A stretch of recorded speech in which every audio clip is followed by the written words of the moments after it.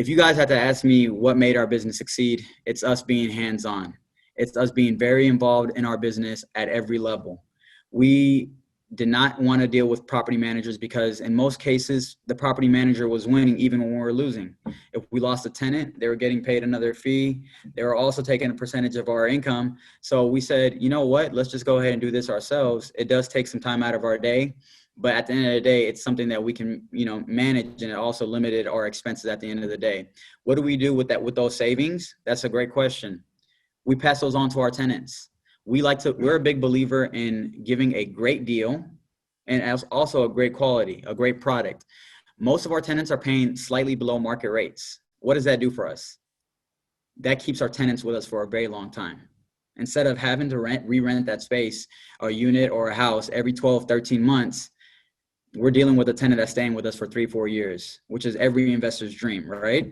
Because you're not having to deal with repainting the house. You're not dealing with fixing certain fixtures or updating. You have a good solid tenant that's taking care of your property. It's okay if you're getting $100 less a year versus what you could be getting.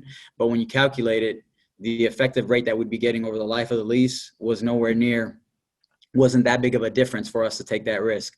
So we decided that let's go ahead and give people deals. If an apartment on this street is renting for $680 or $700, we're going to give it to them at $650 or maybe even $600. We're also not hiring a property manager, so we're not losing 10% of our income.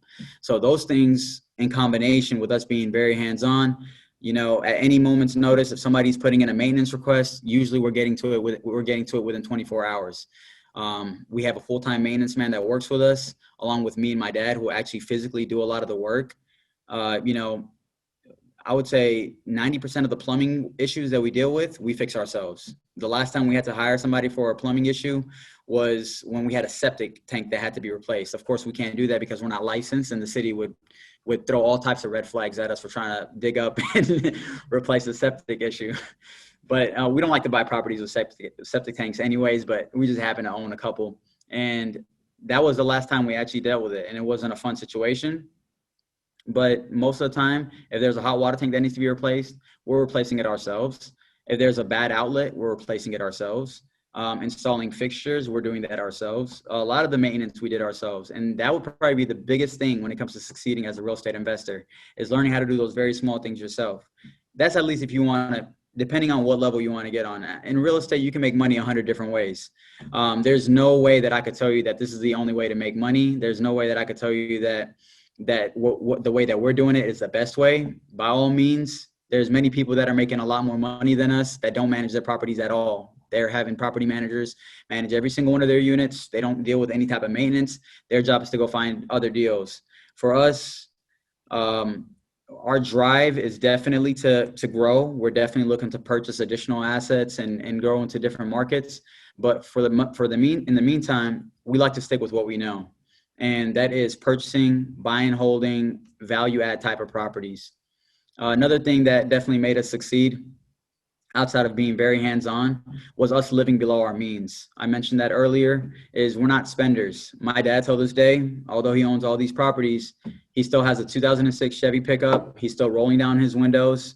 He's still reaching across to unlock the door. And I tell my dad all the time, we don't even have to buy a brand new truck. You could just upgrade. He tells me that, and I drive, a slightly newer truck, but it is nothing compared to his. He'll tell me that my truck is a lot more comfortable than yours, even though you have a newer truck, yada, yada, yada. It's just that when you grow up living very minimal, that's something that you're used to. You can't change that. Shopping at Ross and TJ Maxx, for him, that's everything that he's looking for. I mean, he can buy a brand new shirt and that fits him perfectly for, $15.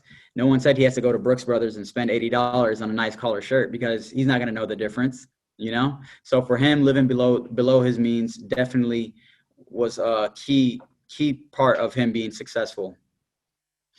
But yeah, I mean, definitely those two things were very important. And being very involved on every level. I mean, when it comes to your accounting, the attorneys you're hiring, everyone, we're all about relationships in this business. As you guys know, this business is a relationships business. We wouldn't succeed if we didn't have the right people in our corner, the right people to really go to bat for us. And that's one thing I noticed, is that although my dad never had partners in the real estate business, he wasn't someone that really knew how to work with other folks. He was somebody, natural born leader. He was the I'm right always type of guy. And even if he's wrong, he'd rather learn from his mistake. So I try to learn. I'm a team player, so I like to work with other folks. And I know that you can get to the finish line quicker when you're helping each other out. But he was able to build his business with very limited knowledge and from learning from his own mistakes. Currently, our portfolio is growing. We own 27 single family homes. We have about 30 multifamily units, and we have about 30,000 square feet of multi-unit retail space. That's just in Nashville. But in Memphis, we're now dealing with the same thing that we're dealing with in Nashville 5 years ago. We're pretty much competing with every investor out there, and we're having a hard time finding deals ourselves. And it's just the type of market that we're in. Cash is cheap. And as you guys know, when cash is cheap, the demand is stupid high. So we're just looking at creative ways to figure out how we can find more properties to buy. But I like to finish this off by saying an old Chinese proverb. It says that the best time to plant a tree was 20 years ago, but the second best time is now. And that just basically means that although we may have missed a lot of opportunities, you and I, but it does not mean that there aren't more opportunities to come as long as you start now. And thank you guys for having me. I'd like to thank Janet for inviting me today. And if you guys have any questions, I'd be more than happy to take them.